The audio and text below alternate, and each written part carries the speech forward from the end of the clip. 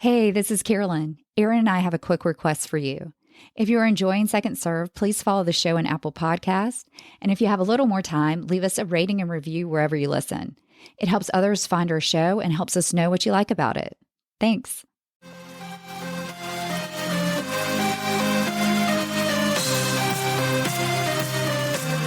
Hi, this is Carolyn, and I'm here with Aaron, and we are thrilled to have Mark Dillon here with us. Mark Dillon is in the North Carolina Tennis Hall of Fame. He is the president of USTA North Carolina. He played collegiate tennis at North Carolina State, where he won 2 ACC singles championships, an ACC doubles championship, and an NCAA All-American honors in 1981. Also, 2 of his children played at Division I schools. His son won the state 4A singles championship just like he did. His brother played at NC State University. His wife played tennis at Georgia. In 2019, his family won Family of the Year from North Carolina. So we should listen to what he has to say. So, Mark, can you first tell us a little bit about your tennis background? Sure. I started playing tennis when I was 10 years old.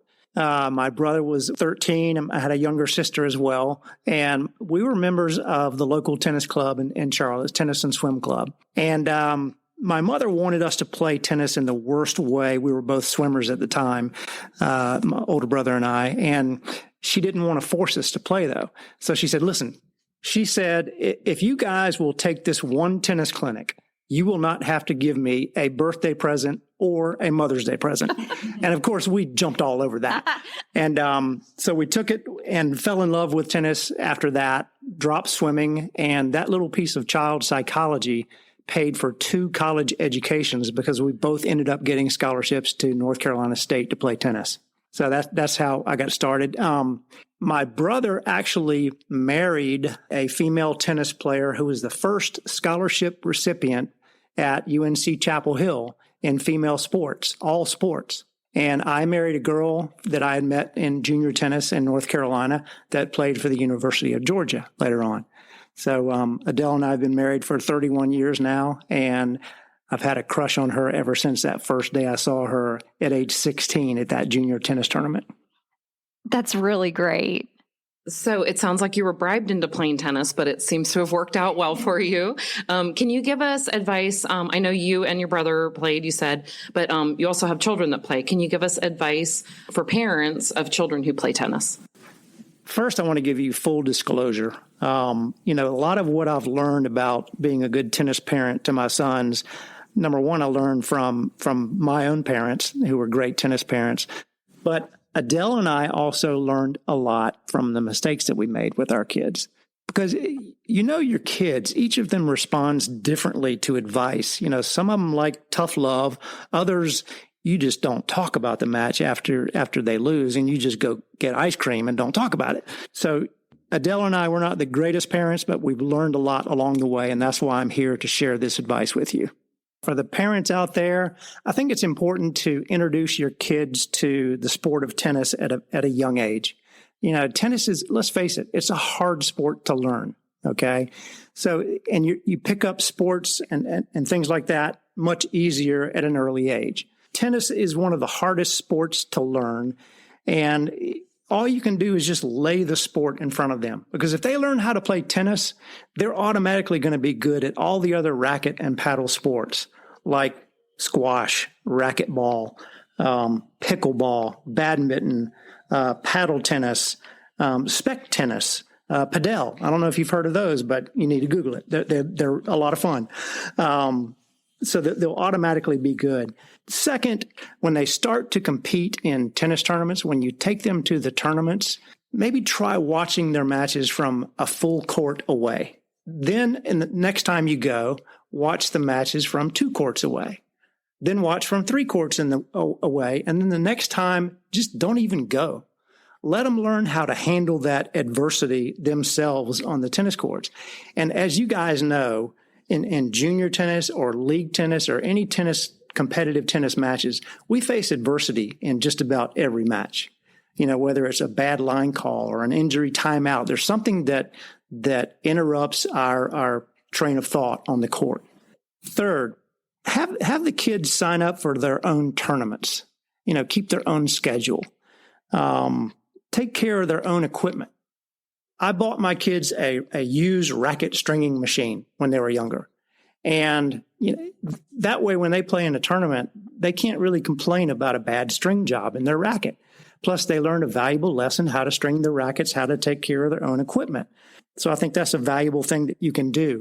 A used stringing machine might cost $400 to $500, and it'll pay for itself, especially if you're a good junior player, you're breaking a lot of strings. It will pay for itself in probably 6 months. So let them learn how to string their own rackets, take care of their own equipment, grip their rackets, and be responsible for that. I'll never forget, my youngest son was playing in the finals of a sectional tournament in Charlotte, and his coach called me because he had just broken a string, and it was the last racket that he had in his bag. And I was in my driveway at the time. I was not watching the match, and I had his other racket in my hand at the time. And I told the coach, it was the hardest thing I've ever done, but I told the coach, nope, I can't make it. I'm sorry. So he had to play the rest of the match with a borrowed racket. And you know how strange that is to play with a different racket than you're accustomed to. And he lost the match, but it was a great lesson, and he was never unprepared again. He's never heard that story, so he might kill me after hearing this.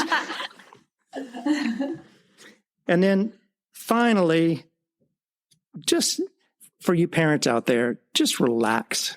If your kid wants to be a great tennis player, they are going to be a great tennis player, and there's nothing you can do about it. You will not have to push them on the court. You will have to pull them off. And if they don't want to be a great player, there's absolutely nothing wrong with that. At least you've introduced them to the sport, which we all love. I tell parents they need to relax because kids compete, but parents compare. It's unfortunate, but for a lot of parents, that's the way it is. Aaron, would you have done what Mark did, which is to make your child play with a different racket?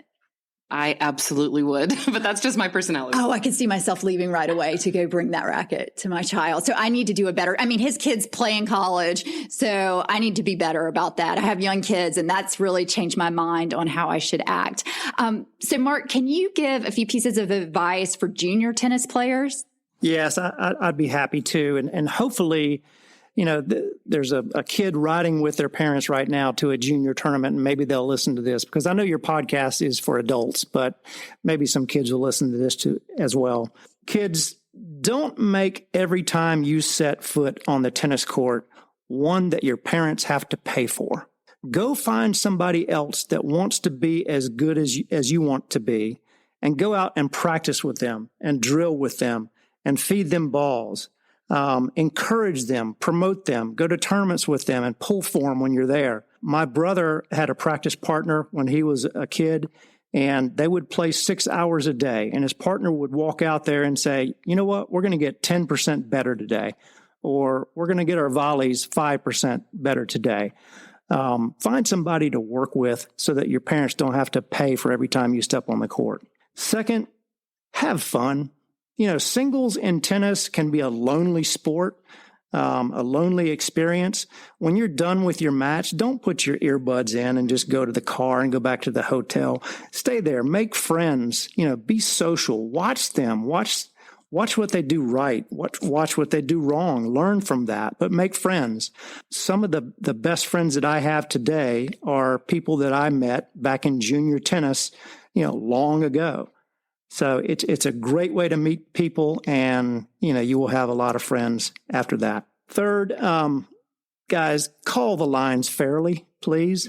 Your opponent has hit thousands of tennis balls to be able to hit that line. Don't take that away from them. You wouldn't want it taken away from you, so don't take it away from them.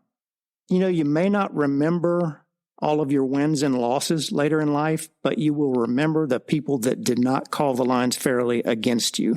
I can guarantee you that. That's fantastic.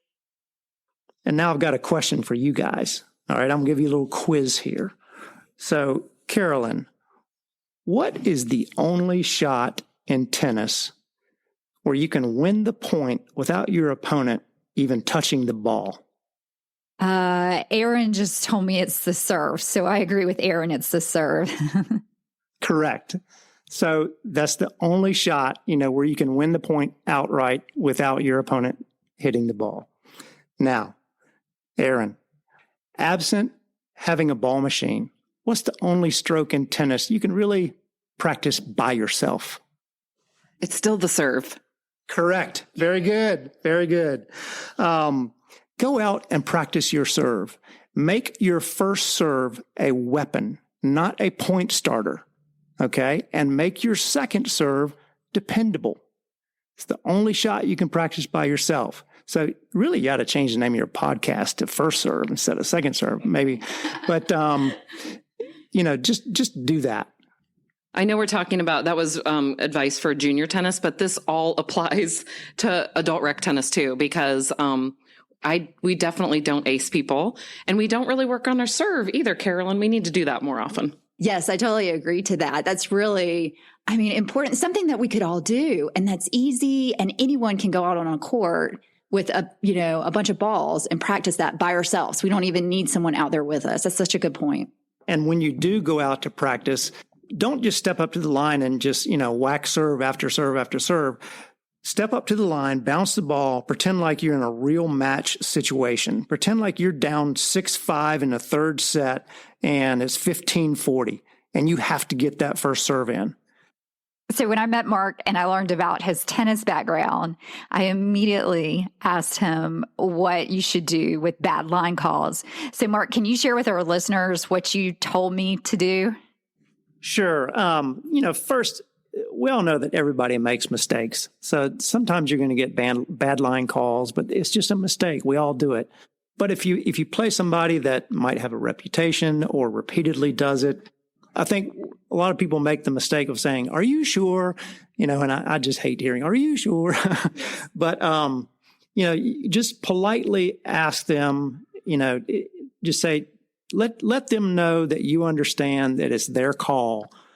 You might want to say, "I know it's your call, but you may have made a mistake." Can you also tell us your most memorable moment on the court? I've got a lot of those. Most of them are my losses. But I do have one win that was a lot of fun. I told you that my brother and I played together at North Carolina State. And when I was a freshman, he was a senior. And on the final day of the tournament, I won my singles match. And then not 20 minutes later, my brother won his to clinch the ACC championship for our team. And I will never forget my mother and father up on top of the hill, and she had tears coming down her cheeks. She was in just tears of joy. And I'll never forget that day. We can't thank Mark enough for coming on the podcast. If you are enjoying the podcast, we would greatly appreciate a 5-star rating wherever you listen to help others find it. Thanks so much for listening, and hope to see you on the court soon.